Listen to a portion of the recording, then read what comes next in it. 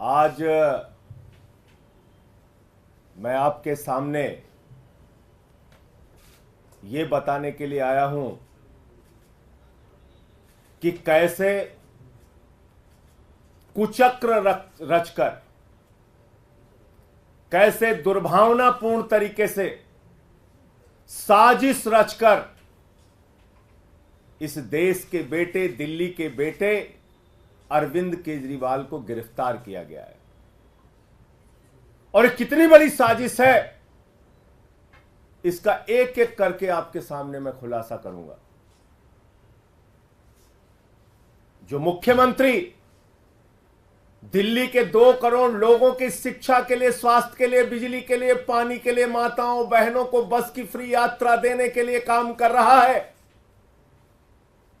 उस मुख्यमंत्री को जेल में डालने के पीछे कितनी गहरी और बड़ी साजिश रची गई है, इसका एक एक करके आपके सामने खुलासा करूंगा। और दूसरी बात, ये शराब घोटाला घोटाला घोटाला, ये शराब घोटाला दुनिया की सबसे बड़ी पार्टी भारतीय जनता पार्टी ने किया है। और इसके अंदर कोई छोटे मोटे लोग शामिल नहीं है, इसका भी खुलासा करूंगा आज। इसके अंदर कोई छोटे मोटे लोग शामिल नहीं हैं, भारतीय जनता पार्टी के शीर्ष नेतृत्व के लोग इसमें शामिल हैं। मैं एक एक करके बताता हूं आपको। एक व्यक्ति है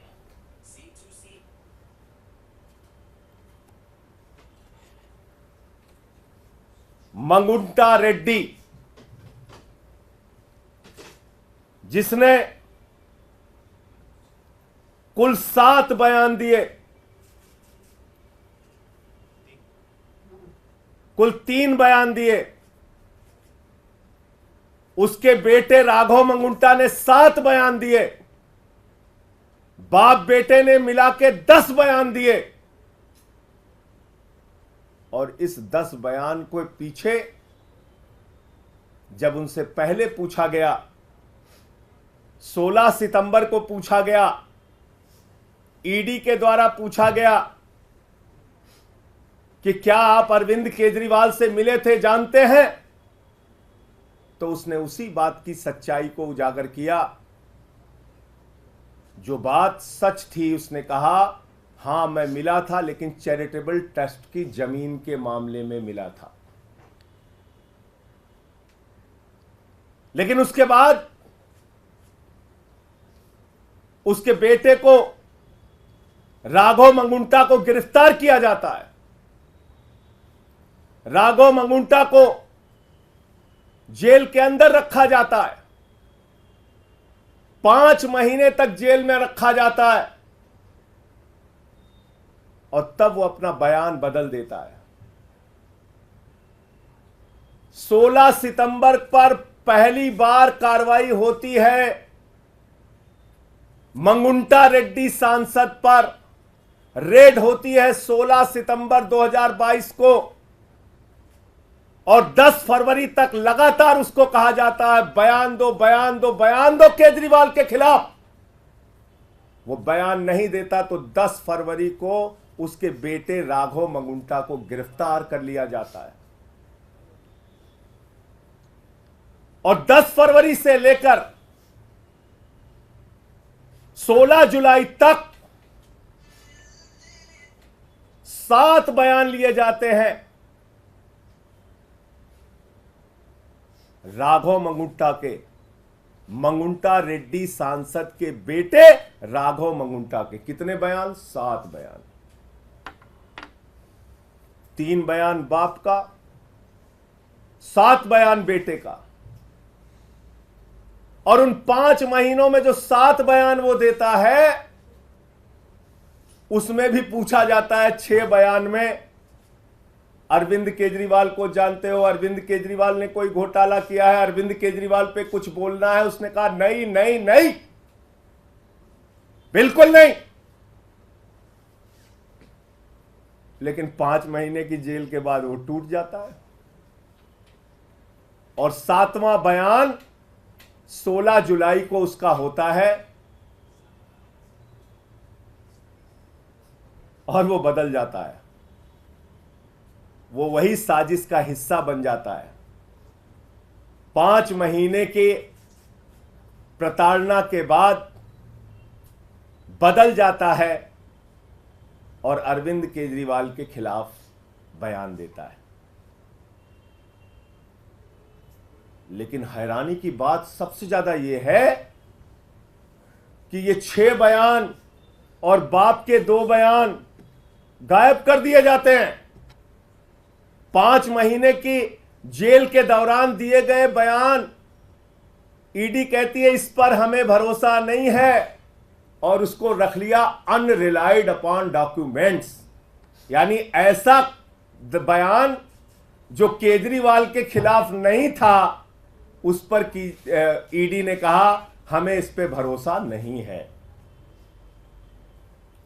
हमारे वकीलों ने अदालत में पैरवी की, बार बार कहा हमें देखना है वो बयान जो उसने अपनी गिरफ्तारी के दौरान दिया। और जब हमारे वकीलों को कोर्ट ने आदेश दिया जाओ और देखो वो सारे बयान, उनके होश उड़ गए। आपको पता है उनके होश उड़ गए। बाप बेटे के 9 बयानों में कहीं भी अरविंद केजरीवाल का जिक्र नहीं और बाद में अरविंद केजरीवाल का नाम उससे जबरन दबाव बनाकर अरविंद केजरीवाल के खिलाफ उससे बयान दिलवाया जाता है। अब ये मंगुंटा रेड्डी और राघव मंगुंटा है कौन, जिसको ईडी ने कहा कि यह शराब का कारोबारी है, शराब का घोटालेबाज है, इसके हम छापा मारेंगे। 16 सितंबर को छापा मारा।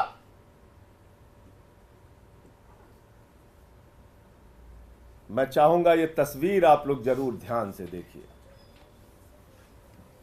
ये भारत के प्रधानमंत्री नरेंद्र मोदी जी के साथ गलबहियां करते हुए, उनसे मिलते हुए ये तस्वीर आप जरूर देखिए।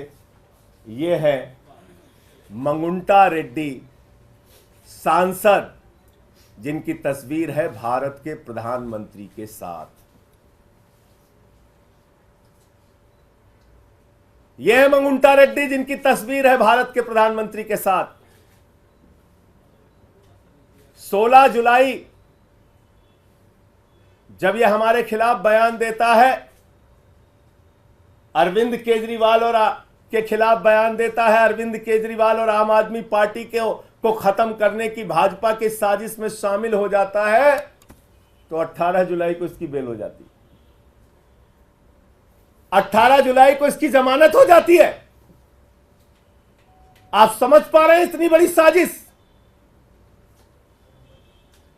एक आदमी जिसको खुद ईडी कह रही है ये शराब का घोटालेबाज है, शराब का घोटालेबाज है, उसका क्या रिश्ता है भारत के प्रधानमंत्री के साथ?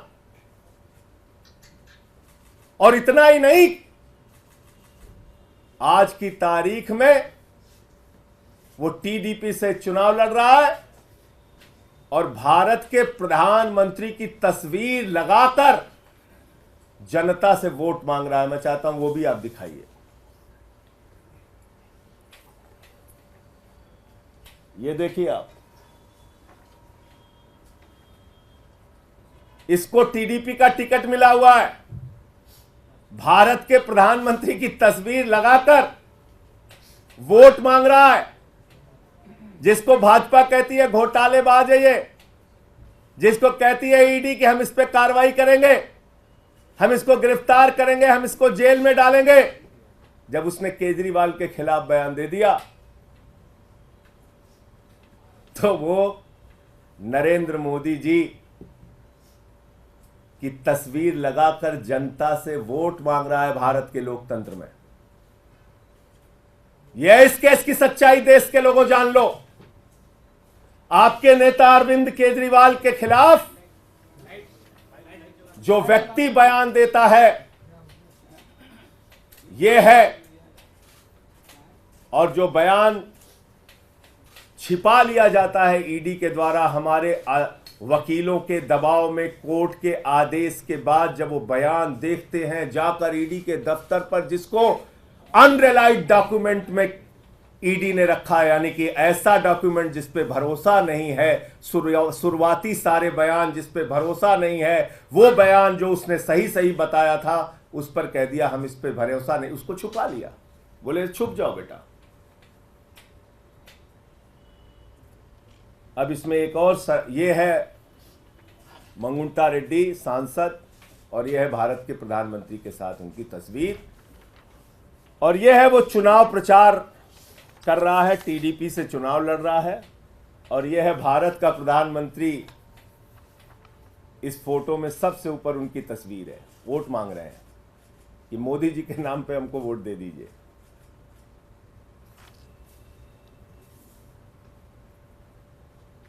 अब मैं आता हूं कि शराब घोटाला भारतीय जनता पार्टी ने कैसे किया। अब एक शख्स आता है शराब का कारोबारी, जिसको कहती भारतीय जनता पार्टी घोटालेबाज है, घोटालेबाज है, घोटालेबाज है, शरद रेड्डी। शरद रेड्डी के घर पे 9 नवंबर को छापा होता है 2022 में। 9 नवंबर 2022 को छापा होता है, और 9 नवंबर 2000 छापे के बाद इससे पूछा जाता है केजरीवाल जी के बारे में। ये साफ साफ मना कर देता है, कहता है मैं अरविंद केजरीवाल को जानता ही नहीं, उनसे मिला नहीं, उनसे मेरा कोई लेना देना नहीं। और इसके कुल 12 बयान होते हैं, 12 बयान।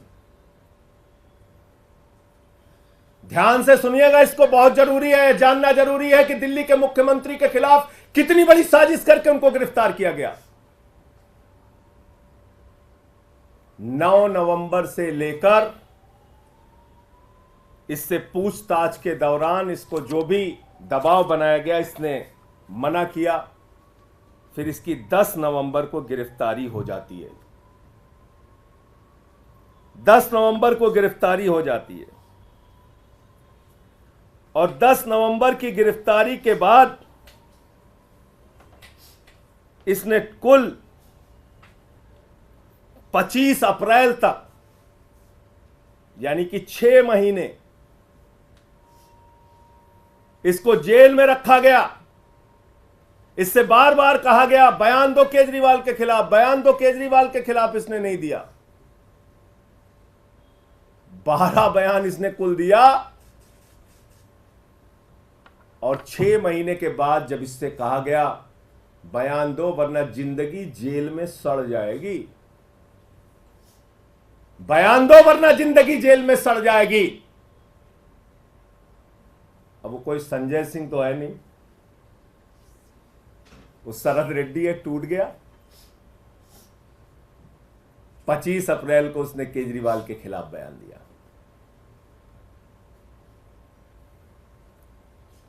अब हमारे वकील फिर परेशान हुए कि जिस व्यक्ति ने केजरीवाल के खिलाफ बयान दिया है, उसके 10 बयान को अनरिलाइड डॉक्यूमेंट में ईडी ने क्यों डाल दिया।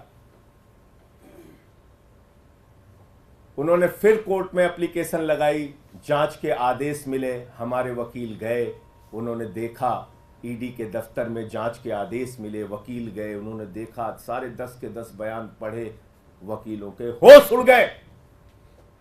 10 बयानों में केजरीवाल का नाम नहीं, और 10 बयान जो केजरीवाल का के खिलाफ नहीं थे, उस पे ईडी ने कहा इस पे भरोसा नहीं, भरोसा नहीं, भरोसा नहीं। और जैसे ही उसने 25 अप्रैल को अरविंद केजरीवाल के खिलाफ बयान दिया, उसकी बेल हो जाती है, उसकी बेल हो जाती है। अब ये शरद रेड्डी, जिसको भारतीय जनता पार्टी कहती है ये शराब का घोटालेबाज है, ये शरद रेड्डी जिसको भारतीय जनता पार्टी कहती है शराब का बहुत बड़ा घोटालेबाज व्यक्ति है, ईडी कहती है शराब का घोटालेबाज है, उसको गिरफ्तार करती है, 6 महीने जेल में रखती है, केजरीवाल के खिलाफ बयान लेने के लिए बार बार कहती है, 10 बार वो कहता नहीं नहीं नहीं, केजरीवाल से कोई मतलब और रिश्ता नहीं। 10 बयान के बाद जब टूट गया और इसने केजरीवाल के खिलाफ बयान दे दिया, 6 महीने की जेल के बाद इसको बेल हो जाती है।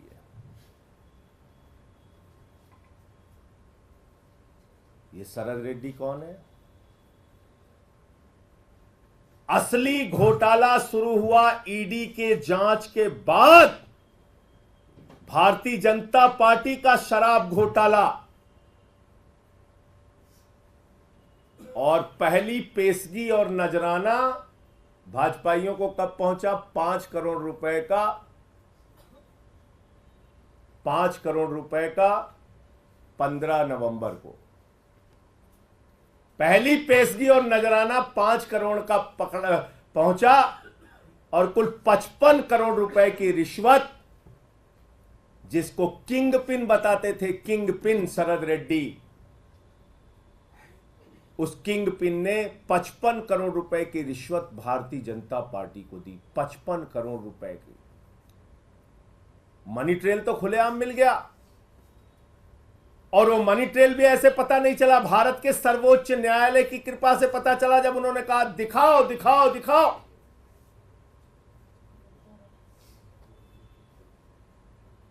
तो 21 मार्च को शाम को 6:50 पे मजबूरी में सारे डिटेल डालने पड़े वेबसाइट पे, बताना पड़ा कि ये शरद रेड्डी है शराब का घोटालेबाज, किंग पिन जिसको कह रही थी ईडी।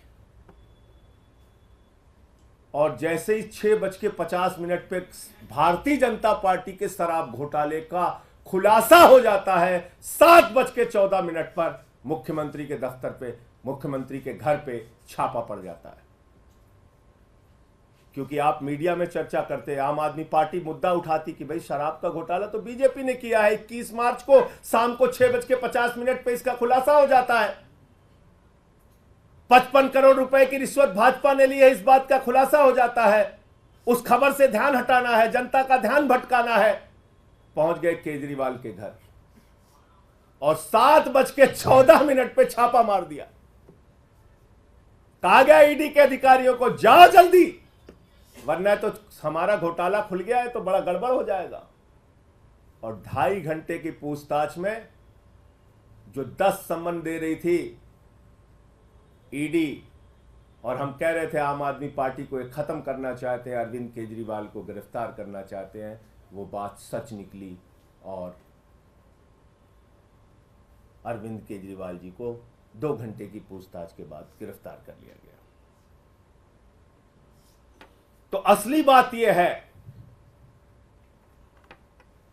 कि यह शराब घोटाला भारतीय जनता पार्टी ने किया है, और यह शराब घोटाला ईडी के जांच के बाद शुरू हुआ है, और दिल्ली के मुख्यमंत्री के खिलाफ गहरी साजिश के तहत ऐसे बयान छिपा लिए गए, अनरिलाइड अपॉन डॉक्यूमेंट में डाले गए, जो बयान केजरीवाल के खिलाफ नहीं थे, और दबाव बनाकर जो बयान लिया गया वो बयान आधार बनाया गया, झूठा बेबुनियाद आधार। तो इसलिए साथियों और दोस्तों, मैं इस देश की जनता से कहना चाहता हूं, आपका मुख्यमंत्री, आपका नेता, दिल्ली के भाइयों से कहना चाहता हूं, 100% ईमानदारी से अपना जीवन जिया है, अपना जीवन जी रहा है।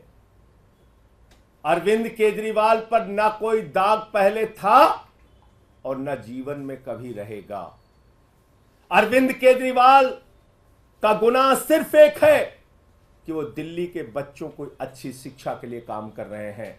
उनका गुनाह सिर्फ ये है कि दिल्ली की माताओं बहनों के लिए बस की फ्री यात्रा का इंतजाम कर रहे हैं, उनको 1000 रुपए की आर्थिक सहायता का इंतजाम कर रहे हैं। अरविंद केजरीवाल का गुनाह सिर्फ ये है कि वो बुजुर्गों के लिए तीर्थ यात्रा का इंतजाम कर रहे हैं, फ्री बिजली, फ्री पानी का इंतजाम कर रहे हैं। एक ऐसी सरकार जो दुनिया में, देश में सबसे बेहतरीन तरीके से काम कर रही है, उसके पीछे ये बड़ी गहरी साजिश करके उनको गिरफ्तार किया गया है। और ये सारी तारीखें और ये सारे बयान चिल्ला चिल्ला कर ये कह रहे हैं कि ये साजिश है, साजिश है और साजिश है। आप लोगों को जो भी प्रश्न पूछना है सवाल पूछिए, मैं एक एक चीज का जवाब दूंगा। संजय जी, इसके अतिरिक्त ईडी के द्वारा ये भी कहा जा रहा है कि शराब घोटाले का पैसा हवाला कारोबारी के जरिए गोवा में पहुंचा 45 करोड़। आपके जो कैंडिडेट्स थे उनके पास वो पैसा कैश में पहुंचा और वहां के चुनाव में खर्च हुआ, ये इसके इतर बता रही है। और उसके बाद जो मनीष जी के सेक्रेटरी थे उनके बयान का भी जिक्र कर रही है ईडी।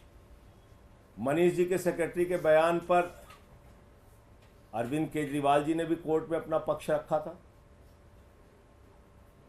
बहुत सारे लोग मिलने जाते हैं अरविंद केजरीवाल जी के मुख्यमंत्री आवास पे, उप मुख्यमंत्री जाते हैं, सेक्रेटरी जाते हैं, और उसमें कौन से कागज का वो जिक्र कर रहा है, कौन सा कागज दिया। तो मेरे ख्याल से ये बातें झूठ और बुनियाद, झूठ और बेवकूफ़ी की एक पराकाष्ठा है जिसको तैयार किया है। घोटाला तो 55 करोड़ का सीधे साफ साफ दिख रहा है। यहां भारतीय जनता पार्टी का शराब घोटाला दिख रहा है। कितने छापेमारी की इन नेताओं के घर पर, भाजपा के नेताओं के घर पे। क्या बीजेपी के शीर्ष नेतृत्व को जाने बगैर 55 करोड़ रुपए मिल गए? उनको मालूम नहीं है 55 करोड़ रुपए पहुंच गए उनको। इस शराब घोटाले पे क्या कार्रवाई की ईडी ने, सीबीआई ने? आप बताइए मुझे।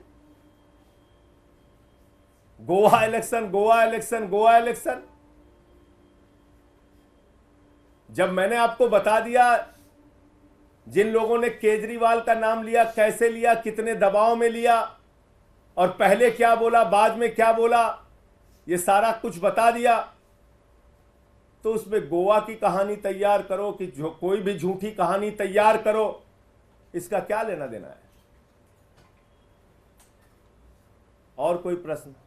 सर, ये भी अब तर्क लगाया जा रहा है कि आपके खाते में, क्योंकि जो पूरा ईडी का इन्वेस्टिगेशन है, दावा है 100 करोड़ का किकबैक, 45 करोड़ गोवा में, तो चुनावों के बाद आम आदमी पार्टी का खाता फ्रीज किया जा सकता है क्योंकि बेनिफिशियरी आप कह रहे हैं कि भारतीय जनता पार्टी का खाता सीज किया जा सकता है? मुझे ऐसा नहीं लगता, क्योंकि 55 करोड़ की रिश्वत तो उनको मिली है, उनके खाते में गई है। गड्डियां गिनी है भाजपाइयों ने 55 करोड़ की। तो मैं तो कहता हूं, जो जितना बड़ा भ्रष्टाचारी वो उतना बड़ा पदाधिकारी, ये है भारतीय जनता पार्टी का नारा। जो जितना बड़ा भ्रष्टाचारी वो उतना बड़ा पदाधिकारी, ये है भारतीय जनता पार्टी का नारा। और कोई प्रश्न? अपने उन बयानों का जिक्र किया जिनको ईडी ने कंसीडर नहीं किया, तो क्या इस मामले को लेकर आप लोग कोर्ट जाएंगे कि कोर्ट में उस केस कोर्ट में आ गए ना? ओहो, आप लोग अपील कर, आप सुन नहीं रहे फिर मेरी बात।